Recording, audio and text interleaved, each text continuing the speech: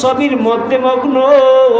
ও যুবক, হাতে দড়ি পায়ে দড়ি রে যুবক, আল্লাহ না করুক, আল্লাহ না করুক, ঘরের ভিতরে যদি আজরাইল আসিয়া ধাক্কা মারিয়া দেয়, বলো রে যুবক, সেই সময় তোমার কি হবে হালাত? অতএব মায়ার নবী বলেছে, উম্মত, এক যারা পরিমাণ গুনাহ নিয়ে যদি কবরে যাও, ওই কবরের আযাব সহ্য করতে পারবা না। ও মায়ার নবীর উম্মত, কবর জগতে আমার আল্লাহ বলবেন, জান্নাত আর জাহান্নামীদেরকে আল্লাহ আহ্বান জানাইবেন, ইয়া আহলান নার, ইয়া আহলাল জান্নাহ, ও জান্নাতীর দল, ও জাহান্নামীর দল, কাম লাবিস্তুম ফিল আরদি আদাদা সিনিন, বলো দুনিয়ার জমিনে কত দিন অবস্থান করিয়াছো? কেউই আর কথা বলে না।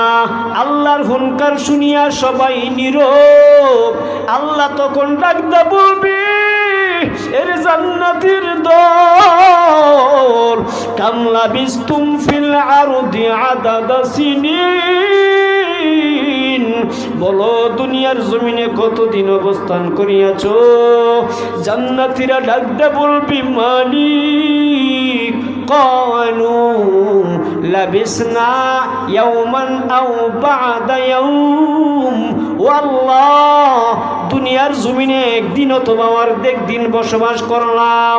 আমার আল্লাহ ডাকদা বলে, এর জান্নাতের দল, একদিন অথবা অর্ধেক দিন সময় পাওয়ার পর আমি আল্লাহকে বলো না,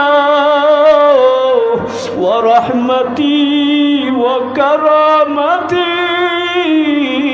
ওয়া জান্নাতি, ও রহমতের ফেরেশতারা, ওই বান্দাগুলাকে জান্নাতে নিয়ে যাও, তারা আমি আল্লাহর রহমত অর্জন করিয়াছে, আমি আল্লাহর জান্নাত অর্জন করিয়াছে। আল্লাহ বলবে, রে জাহান্নামের দল, কাম লাবিস্তুম ফিল আরদি আদাদা সিনিন, বলো দুনিয়ার জমিনে কতদিন অবস্থান করিয়াছো?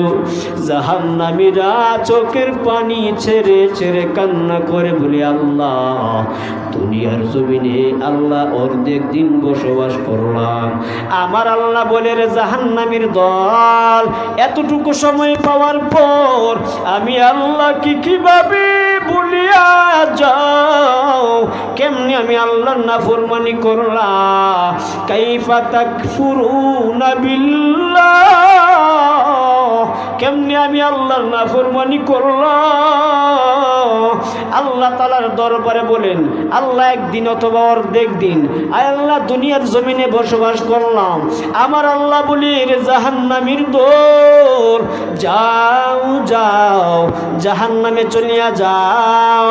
ও আযাবের ফেরেশতার দল, আমার ওই বান্দাগুলাকে জাহান্নামের বেড়িটা লাগায়া জাহান্নামে নিয়ে যাও। বলে, জাহান্নামের আগুন কেমন জানো? দুনিয়ার আগুনের মতো? বলে, না না, জাহান্নামের আগুন দুনিয়ার কোনো আগুনও না। জাহান্নামের আগুন দুনিয়ার আগুনের চাইতে 3000 পাওয়ার জাহান্নামের আগুন। ওরে নবীর উম্মতের দল, এই জন্য আল্লাহ বলে, জাহান্নামের আগুন থেকে বাঁচো, দুনিয়ার মহব্বত অন্তর থেকে ছাড়ো, আমি আল্লাহর জিকির করো, মায়ার নবীর সুন্নতের উপরে আমল করো।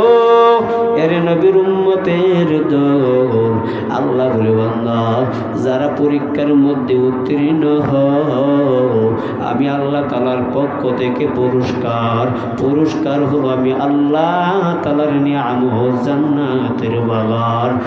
আর যারা পরীক্ষার মধ্যে উত্তীর্ণ হইতে পারবা না, কপালে লিখিয়া নাও, তোমার কপালে তিরস্কার হলো জাহান্নামের আগুন। فضل مكانا على مكان وإنسان على إنسان ونشهد أن لا إله إلا الله وحده لا شريك له لا ضد له ولا ند له ولا مثل له ونشهد أن سيدنا وسندنا وحبيبنا وحبيب ربنا وطبيبنا وطبيب قلوبنا ومولانا محمد محمدا عبده ورسوله أرسله الله تعالى بالحق بشيرا ونذيرا وداعيا إلى الله بإذنه وسراجا منيرا. أما بعد فأعوذ بالله من الشيطان الرجيم. بسم الله الرحمن الرحيم. يا أيها الذين آمنوا لا تلهكم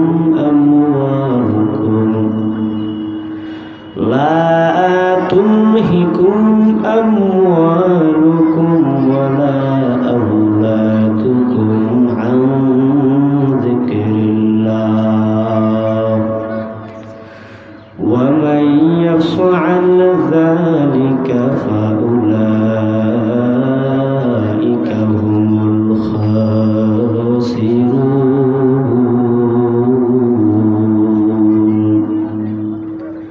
فقال رسول الله صلى الله عليه وآله وسلم: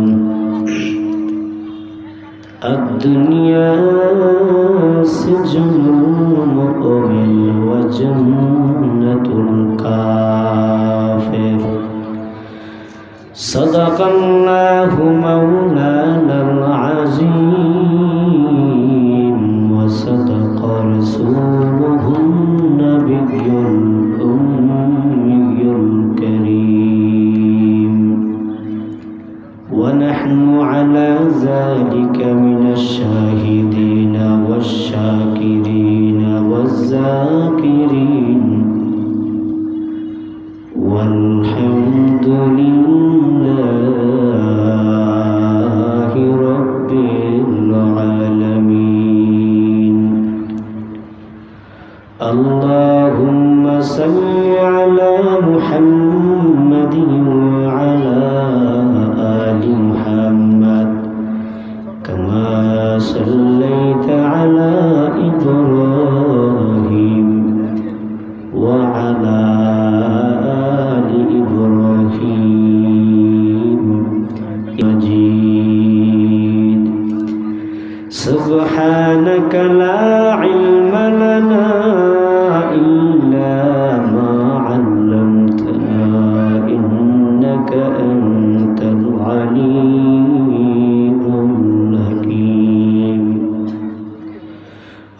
اشرح لي صدري ويسر لي أمري واحلل عقدة من لساني يفقه قولي ميدره مجبره أجسيد عالم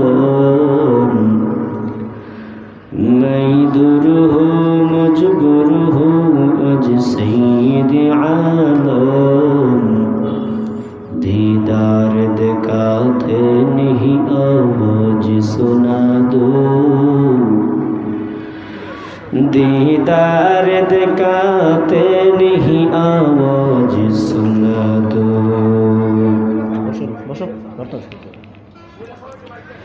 মাধবপুর বাজার দারুল কোরআন কওমিয়া মাদ্রাসা ছাত্রদের হাফেজ ছাত্রদের পাগড়ি প্রদান উপলক্ষে ইসলামী মহাসম্মেলনের আজ 10 জানুয়ারি 2024 মহতে সম্মানিত সভাপতি প্রধান অতিথি বিশেষ অতিথিবৃন্দ মুআজ্জাজ মুকাররম জাতির মাতার মুকুট ওয়ারাসাতুল আম্বিয়া হযরত উলামায়ে কেরাম দূর দূরান্ত থেকে আগত আল্লাহ পাকের আশিকিন জাকিরিন শাকিরিন মুহিব্বিন মুরব্বিন আওয়াম কলিজার টুকরা আমার সমবয়সী বন্ধুগণ স্নেহের ছোট ভাই পর্দার আড়ালের অত্যন্ত শ্রদ্ধেয় সম্মানিতা মা ও বোনেরা দয়াময় আল্লাহ পাক রব্বুল আলামিনের দরবারে অত্যন্ত শুকর ও সুযোগ যে আল্লাহ পাক রব্বুল আলামিন আমাদেরকে আজকের এই জান্নাতের বাগানে বেহেশতের বাগানে তথাপি উলামায়ে কেরামদের মজলিসে আশিকিন জাকিরিনদের মজলিসে গুনাহ মাফের মজলিসে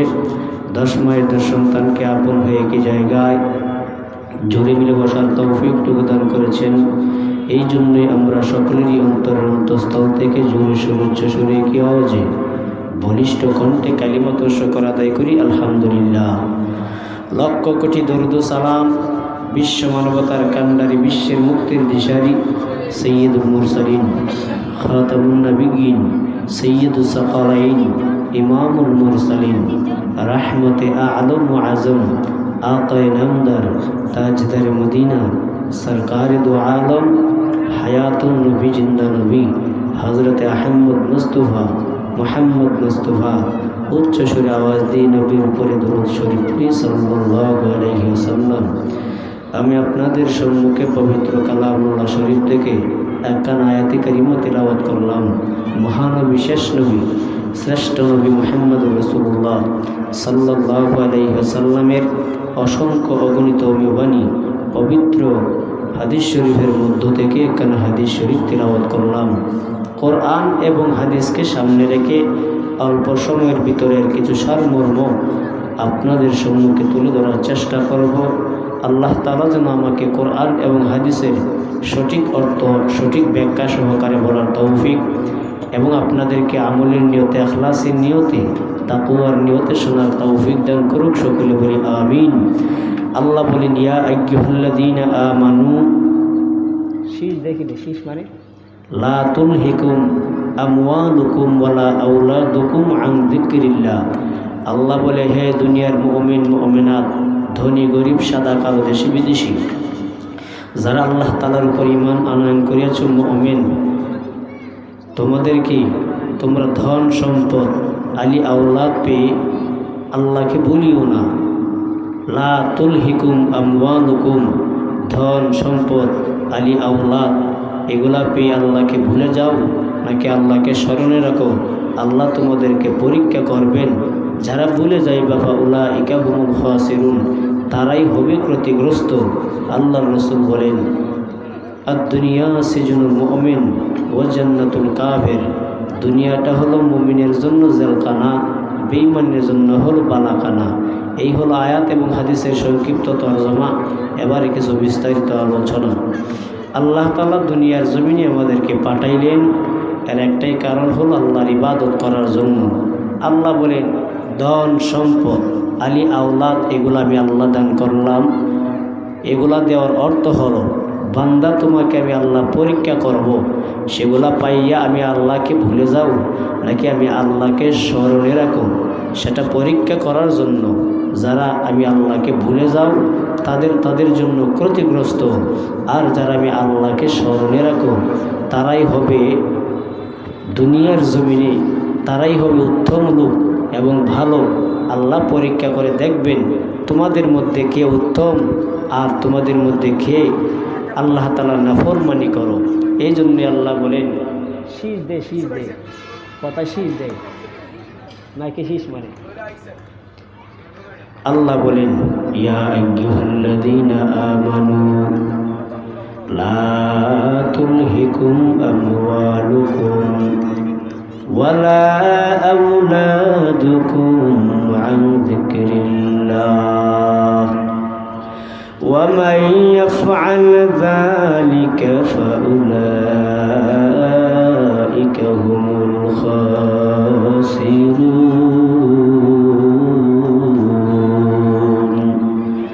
আল্লাহ বলে মুমিন আমি আল্লাহ তোমাদেরকে ধন দিলাম, সম্পদ দিলাম, আলী আওলাদ আমি আল্লাহ দান করলাম। ও বান্দা, সেগুলা দিয়া আমি আল্লাহ তোমাদেরকে পরীক্ষা করি। ধন সম্পদ পাইয়া যারা আমি আল্লাহকে স্মরণে রাখো তাদের জন্য পুরস্কার, যারা আমি আল্লাহকে ভুলিয়া যাও তাদের জন্য তিরস্কার। এর নবীর উম্মতের দল এই দুনিয়ার জমিনে আল্লাহ আমাদেরকে পাঠানোর একটাই কারণ হলো আমরা আল্লাহ তাআলার ইবাদত করার জন্য। ও নবীর উম্মতের দল, ধন সম্পদ পাইয়া বাহাদুরি করার কোনো সুযোগ নাই, কারণ তোমার মতো কত টাকাওয়ালা ক্ষমতাওয়ালা দুনিয়ার জমিনে আল্লাহ পাঠাইছেন বাহাদুরি করিয়া,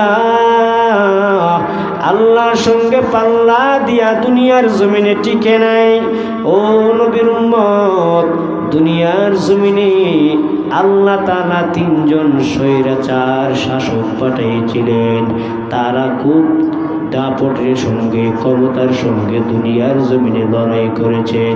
এক নাম্বার হলো নমরুদ, দুই নাম্বার হলো কারুন, তিন নাম্বার হলো ফিরাউন। এই তিনজন স্বৈরাচার শাসক দুনিয়ার জমিনে আল্লাহ পাঠাইছেন। এর নবীর উম্মতের দল, ওই কারুন সম্পদের অভাব ছিল না। পয়গম্বর মূসা নবী ডাক দিয়া বলে, ও কারুন, তোমার এত ধন সম্পদ, আল্লাহর রাস্তায় যাকাত দাও।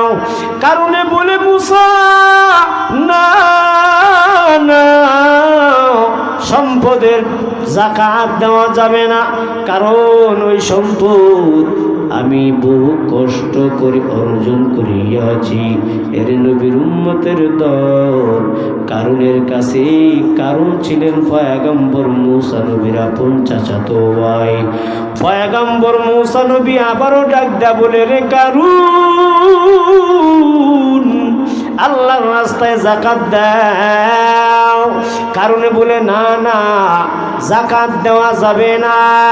ও নবীর উম্মতের দল, কারণ পয়গম্বর মূসা নবী থেকে বাঁচার জন্য, মূসা নবীর সেই কথা থেকে বাঁচার জন্য একটা বেশ্যা মহিলা টাকা দিয়া দাঁড় করাইয়া দিলেন। আর বললেন, রে আল্লাহর বান্দি, যেই সময় মূসা নবী দাঁড়াইয়া উম্মতের সামনে হেদায়েতের বয়ান দিবে, তুমি সেই সময় যাইয়া বলবা, ও মূসা নবী, আপনি যে উম্মতের সামনে দাঁড়াইয়া হেদায়েতের বয়ান দেন, আপনি যে আমার সঙ্গে অপকর্ম কাজ করিয়াছেন উম্মত তা জানিনি। এরে নবীর উম্মতের দল, পয়গম্বর মূসা নবী উম্মতের সামনে দাঁড়াইয়া হেদায়েতের বয়ান দিতেছে। আল্লাহর বান্দি মজলিসের এক কোণার মধ্যে বসিয়া পয়গম্বর মূসা নবীকে অপমান করার জন্য মজলিসের কোণার মধ্যে বসে আছে। ও নবীর উম্মতের দল, পয়গম্বর মুসা নবী যখন দাঁড়াইয়া হেদায়াতের বয়ান দেয়, আল্লাহর বন্দি দাঁড়াইয়া গেল মুসা নবীর নামে অপবাদ তোলার জন্য। যখন দাঁড়াইলেন আল্লাহর কুদরত বোঝা যায় না।